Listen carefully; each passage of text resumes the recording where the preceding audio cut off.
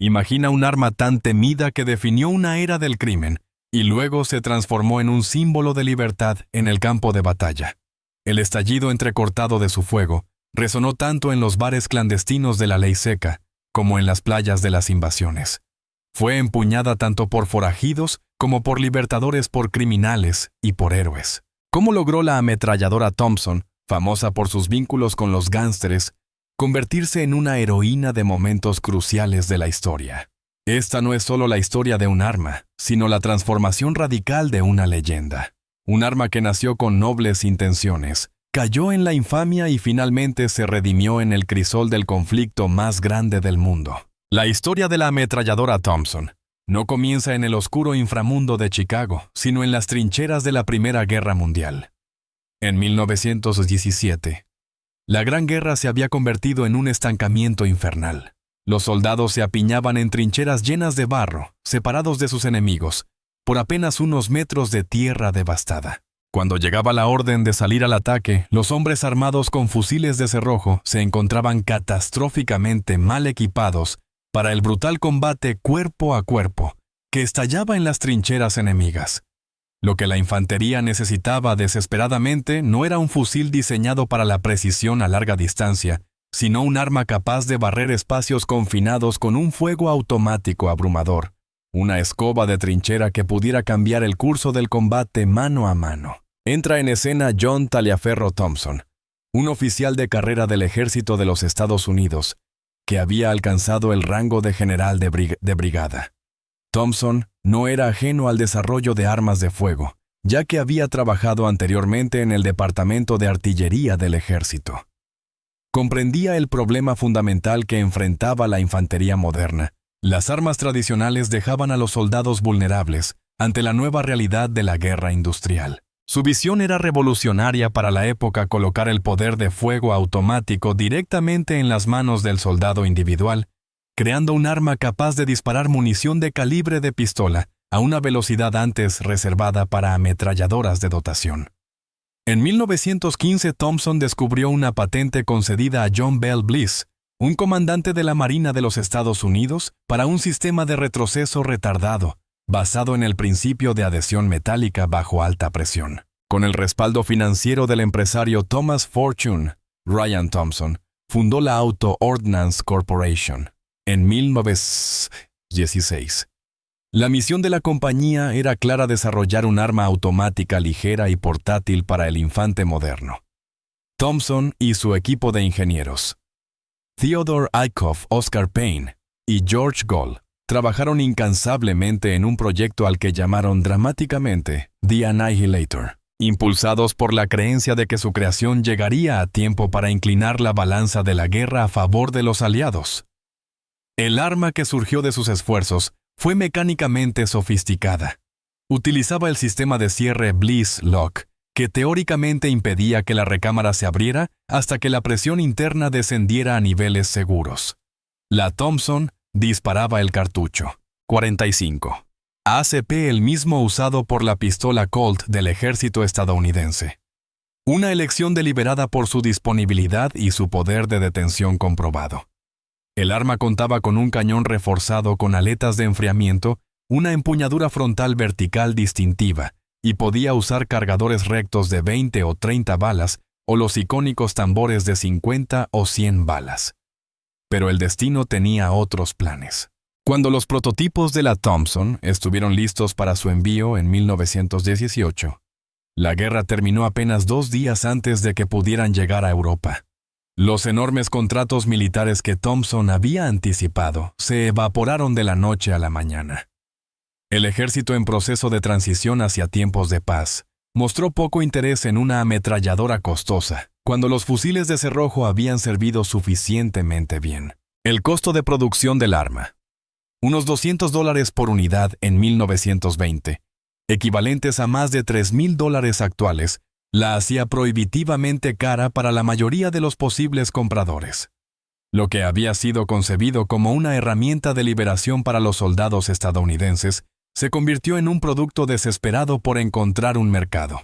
El primer modelo de producción, designado Modelo 1921, se fabricó en cantidades limitadas, pero las ventas se mantuvieron lentas durante toda la década de 1920.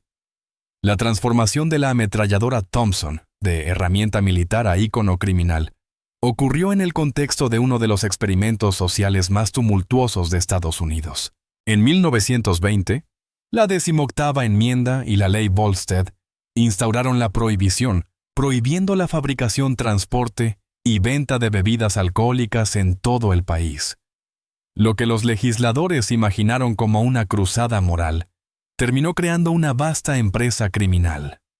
Las organizaciones del crimen organizado, al reconocer el enorme potencial de ganancias del alcohol ilegal, pasaron de ser operaciones callejeras a negocios sofisticados, y estas organizaciones necesitaban potencia de fuego. La Thompson encontró su mercado inesperado. Las bandas criminales, enriquecidas por las ganancias del contrabando, podían permitirse fácilmente el alto precio del arma. Más importante aún, la Thompson ofrecía capacidades que se adaptaban perfectamente a las violentas disputas territoriales y a los enfrentamientos que caracterizaban las guerras de pandillas. Mientras un revólver o una escopeta necesitaban recargarse después de unos pocos disparos, la Thompson podía desatar un poder de fuego devastador de manera continua. Sus balas de calibre 45 poseían un tremendo poder de detención, y su alta cadencia de disparo, aproximadamente 800 disparos por minuto, en los primeros modelos, permitía que un solo tirador lograra efectos que antes requerían a varios hombres. El arma ganó su infame apodo de la máquina de escribir de Chicago durante esta época, una referencia tanto al sonido entrecortado de sus disparos como a su asociación con la notoria escena de gángsteres de la Ciudad de los Vientos. Chicago se convirtió en sinónimo de violencia armada con Thompsons. La masacre del día de San Valentín de 1920 es el ejemplo más célebre. 7 miembros de la banda del North Side de George Boggs Moran fueron ejecutados sistemáticamente, abatidos por aproximadamente 70 disparos de ametralladoras Thompson. Aunque se creyó ampliamente que las muertes fueron orquestadas por la organización de Al Capone, nadie fue jamás condenado por el crimen. Las 2 Thompsons, usadas en la masacre, fueron finalmente recuperadas 10 meses después en Michigan, tras un tiroteo en el que el gángster Fred Killer Burke mató a un oficial de policía durante una parada de tráfico. Las pruebas balísticas confirmaron que esas eran las armas empleadas en la masacre, pero Burke nunca fue acusado por aquellos asesinatos. Chicago fue solo el escenario más visible de la carrera criminal de la Thompson. Desde Nueva York hasta Kansas City, desde Detroit hasta Nueva Orleans, las figuras del crimen organizado reconocieron la ventaja táctica que el arma proporcionaba.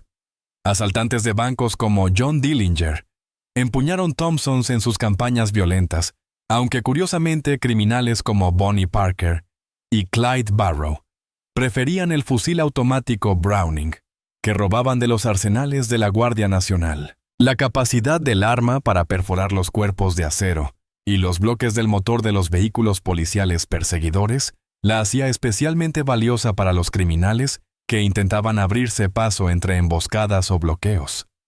Los medios de comunicación y la industria del entretenimiento se apoderaron del atractivo visual de la Thompson. Los periódicos publicaban fotografías de armas confiscadas junto a relatos de violencia de bandas, mientras que Hollywood mostraba la Thompson de manera prominente en películas de gángsteres que fascinaban al público de la era de la Depresión.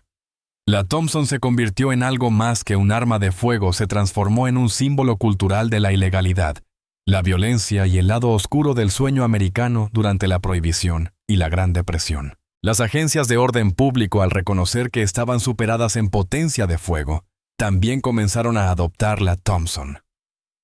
El Buró Federal de Investigación FBI, los departamentos de policía estatales y las fuerzas policiales municipales adquirieron gradualmente Thompsons, convirtiendo el arma en una herramienta contra quienes la habían hecho infame.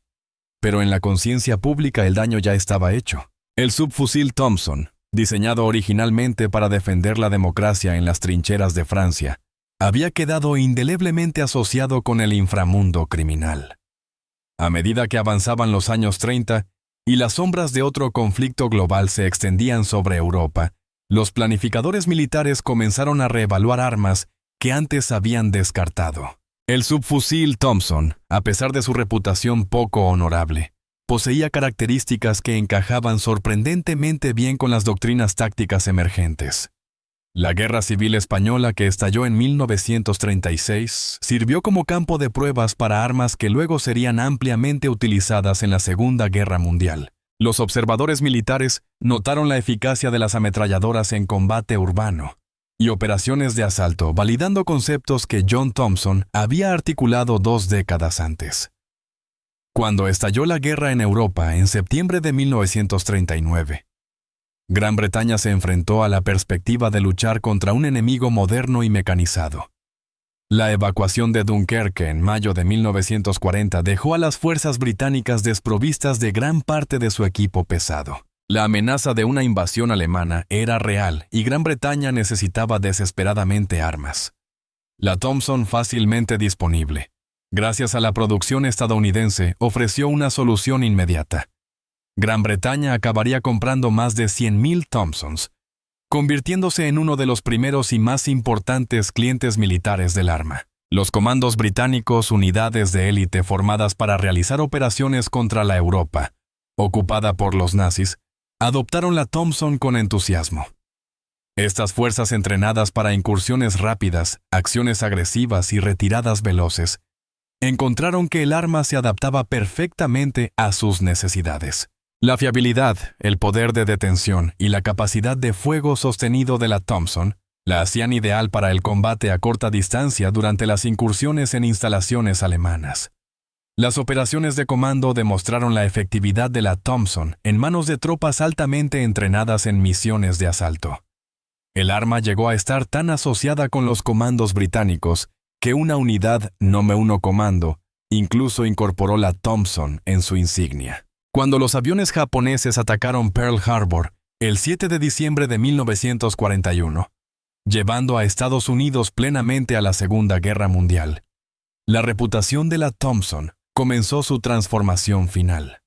Pero esta redención no estuvo exenta de complicaciones. El complejo proceso de fabricación de la Thompson y el uso de materiales costosos la hacían poco adecuada para la producción en masa.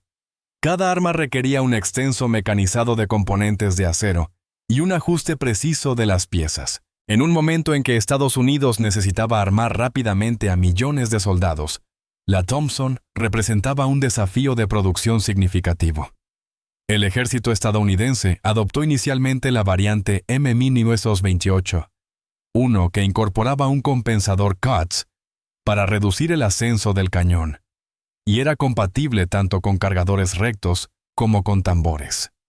Sin embargo, los planificadores militares pronto reconocieron la necesidad de simplificación. Los ingenieros desarrollaron la variante M1, adoptada oficialmente en abril de 1942, que eliminó el compensador CUTS, el complejo sistema de cierre Bliss y la capacidad de usar tambores en favor de un mecanismo de retroceso simple.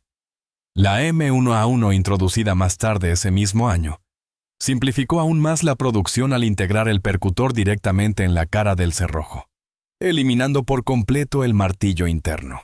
Estos cambios redujeron considerablemente el tiempo y el costo de fabricación. La M1 simplificada podía producirse por aproximadamente $43 por unidad, en comparación con más de $100 del modelo M-28A1 anterior. A pesar de estas mejoras y de la introducción del M3 Grease Gun, aún más barato en 1943, la Thompson continuó en producción durante toda la guerra. Se fabricaron aproximadamente unos 7 millones de ametralladoras Thompson durante la Segunda Guerra Mundial, de las cuales unas 1,44 millones correspondían a las variantes simplificadas M1 y M1A1. Al final de la guerra, las Thompsons superaban en número al M3, en servicio casi por 3-1, lo que demostraba la continua demanda del arma, a pesar de su mayor costo. La Thompson se ganó su lugar en la historia militar por su desempeño en el campo de batalla, en los setos de Normandía. Después del desembarco del día D, el 6 de junio de 1944, Los infantes estadounidenses se encontraron luchando a través del denso boscaje, donde cada campo estaba delimitado por muros de tierra antiguos cubiertos de vegetación espesa. El combate se desarrollaba a distancias de pocos metros, y la Thompson sobresalía en ese entorno proporcionando a los líderes de escuadra y a las unidades de asalto el poder de fuego necesario para superar las posiciones defensivas alemanas en la brutal lucha cuerpo a cuerpo que caracterizó la campaña de Normandía. Los paracaidistas y rangers estadounidenses, que recibían Thompsons con mayor frecuencia que las unidades de infantería regular, valoraban el arma por el tipo de combate cercano que sus misiones requerían. En el Teatro del Pacífico, la Thompson demostró ser igualmente valiosa bajo condiciones radicalmente diferentes. La guerra en la jungla presentaba desafíos únicos. Visibilidad limitada, enfrentamientos a muy corta distancia, alta humedad, y la constante presencia de humedad y elementos corrosivos. La construcción robusta y la fiabilidad relativa de la Thompson le permitían soportar condiciones que inutilizaban otras armas. Los marines estadounidenses que avanzaban de isla en isla por el Pacífico dependían de la Thompson para despejar búnkeres japoneses complejos de cuevas y posiciones fortificadas. Su poder de detención era especialmente valorado frente a enemigos decididos en combates a corta distancia. Sin embargo, la Thompson no estaba exenta de limitaciones. La bala de bajo vuelo calibre .45 tenía dificultades para penetrar la densa vegetación de la jungla y los troncos delgados de los árboles, lo que reducía su efectividad en entornos muy frondosos. Algunas unidades de marines finalmente prefirieron el fusil automático Browning BAER para patrullas en la selva, ya que su cartucho de rifle calibre .30 ofrecía mejor penetración. Las fuerzas de la Commonwealth, incluidos soldados australianos y neozelandeses, usaron inicialmente la Thompson de manera extensiva, pero gradualmente la reemplazaron por armas más ligeras como las Owen y Austin, debido a preocupaciones por el peso y dificultades de suministro. Las campañas en África del Norte e Italia demostraron aún más la versatilidad de la Thompson. En los desiertos de Libia y Egipto, el arma resultó razonablemente confiable con el mantenimiento adecuado, a pesar de la arena y el polvo. Durante la campaña italiana, mientras las fuerzas aliadas avanzaban por la península, entre montañas y pueblos medievales, la Thompson volvió a demostrar su valía en el combate urbano y en la guerra de montaña. El arma sirvió eficazmente en paisajes diversos y extremos, desde los terrenos helados del norte de Europa hasta el calor sofocante del norte de África. Es importante entender que la Thompson militar difería significativamente de las versiones de la era de los gánsteres que habían forjado su reputación. Las variantes militares solían equiparse con cargadores rectos de 30 balas, en lugar de los tambores voluminosos e inestables preferidos por los criminales en las películas. La doctrina militar enfatizaba la disciplina de fuego y la conservación de munición disparos cortos y controlados en lugar de fuego continuo. La Thompson militar era una herramienta de asalto de precisión en manos entrenadas cuidadosamente integrada en las tácticas de escuadra, más que un simple instrumento de violencia indiscriminada. Los soldados armados con fusiles semiautomáticos, M1 Garand, solían colocarse al frente en las patrullas con hombres armados con Thompsons detrás de ellos, creando capas de defensa y ataque coordinadas.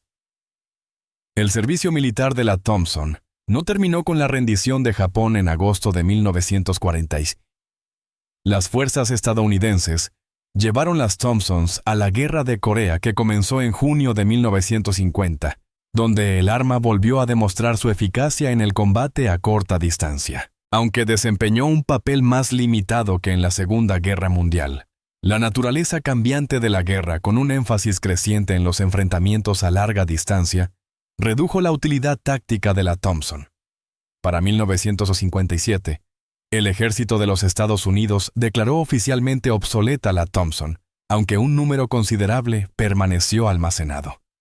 En un giro inesperado, las ametralladoras Thompson reaparecieron durante la participación estadounidense en Vietnam, a finales de 1961, cuando el presidente John F. Kennedy incrementó drásticamente la ayuda militar a Vietnam del Sur se enviaron cajas de Thompsons al sudeste asiático. El ejército de la República de Vietnam recibió miles de estas armas, aunque muchos soldados surcoreanos las consideraban demasiado pesadas y preferían otros modelos. Asesores estadounidenses, unidades de reconocimiento e incluso algunos miembros de la Marina de los Estados Unidos, que operaban en zonas costeras, llevaron Thompsons durante los primeros y mediados años 60. Algunos soldados estadounidenses se encontraron con Thompsons en manos de combatientes del Viet Cong que habían capturado las armas o las habían recibido de otras fuentes. Hacia finales de la década de 1960, sin embargo, la Thompson había desaparecido casi por completo del servicio en primera línea, reemplazada definitivamente por el fusil M16, con su capacidad de fuego completamente automático. La influencia de la Thompson en el diseño de armas de fuego resultó ser más sutil que directa. Aunque demostró el valor del fuego automático portátil para la infantería, su construcción compleja y costosa sirvió como advertencia para los diseñadores. Las armas que la sucedieron, como la M3 Grease Gun, la Uzi israelí o la Sterling británica, priorizaron la simplicidad, la facilidad de fabricación y el bajo costo. El verdadero sucesor del papel táctico de la Thompson llegó con la adopción de los fusiles de asalto de cartucho intermedio, capaces de fuego selectivo que ofrecían capacidad automática, con mayor alcance y precisión que las ametralladoras ligeras podían proporcionar. Aún así, el legado cultural de la Thompson perdura de formas que su creador nunca habría imaginado. Los videojuegos modernos ambientados en la Segunda Guerra Mundial presentan de forma destacada a la Thompson, introduciendo a nuevas generaciones su silueta inconfundible. Las películas y series de televisión, que retratan tanto la era de los gánsteres como la Segunda Guerra Mundial, aseguran que el arma siga siendo visualmente familiar para el público de todo el mundo. Los museos exhiben Thompsons como artefactos tanto de la historia criminal como del valor militar, testamento de la compleja doble identidad del arma. Los coleccionistas valoran enormemente las Thompsons originales, especialmente las primeras versiones modelo 1921 fabricadas por Colt, que alcanzan precios de entre $25,000 y $45,000, o incluso más dependiendo de su estado y procedencia. Esta dualidad sigue siendo la característica más fascinante de la Thompson. Pocas armas cargan con un peso simbólico tan contradictorio. Por un lado, representa un capítulo oscuro de la historia estadounidense, una época en que el crimen organizado empuñaba armas de grado militar contra rivales y fuerzas del orden, cuando el característico estallido de las Tommy Guns anunciaba violencia en las calles. Por otro lado, simboliza el coraje y el sacrificio de los soldados que lucharon contra el fascismo en la guerra más devastadora de la historia, hombres que llevaron Thompsons a playas hostiles y campos barridos por balas en nombre de la libertad. El viaje de la ametralladora Thompson, de necesidad en el campo de batalla a ícono criminal y finalmente a leyenda militar, ilustra cómo el significado de la tecnología no lo define solo la ingeniería, sino las manos que la empuñan y las causas que sirve. La visión del general John Thompson de empoderar al soldado individual finalmente se hizo realidad, aunque el camino resultó mucho más tortuoso de lo que él había imaginado. El arma que perdió su guerra prevista en 1918 encontró la redención en la que siguió transformándose de un símbolo de ilegalidad en un instrumento de liberación. Hoy la Thompson permanece como un recordatorio de que las armas, como todas las herramientas, no poseen un carácter moral inherente. Reflejan las intenciones y acciones de quienes las usan, desde las trincheras que inspiraron su creación hasta las playas donde ayudó a asegurar la victoria, desde los bares clandestinos donde se hizo infame, hasta los campos de batalla donde ganó respeto. La Thompson encarna una historia humana de innovación, consecuencias imprevistas, infamia y redención. La historia de la Thompson es en última instancia una historia humana de innovación y consecuencias imprevistas, de infamia y redención, y de la compleja relación entre la tecnología y la sociedad. Sigue siendo una de las armas de fuego más reconocibles de la historia. Su silueta distintiva, el cañón delgado, la empuñadura frontal vertical y el cargador de tambor evoca de inmediato una época en la que el mundo pendía de un hilo. Y cada arma, cada soldado, Cada decisión importaron de maneras que resonarían a lo largo de generaciones. La ametralladora Thompson, una vez despreciada como la máquina de escribir de Chicago, se convirtió y sigue siendo un símbolo del poder industrial y la determinación militar de Estados Unidos, consolidando para siempre su lugar como una advertencia y una leyenda de la guerra del siglo XX. Si disfrutaste esta mirada a la historia militar, asegúrate de suscribirte para más historias sobre armas legendarias y olvidadas. Cuéntanos en los comentarios qué arma te gustaría ver a continuación. Tu sugerencia podría inspirar nuestro próximo episodio.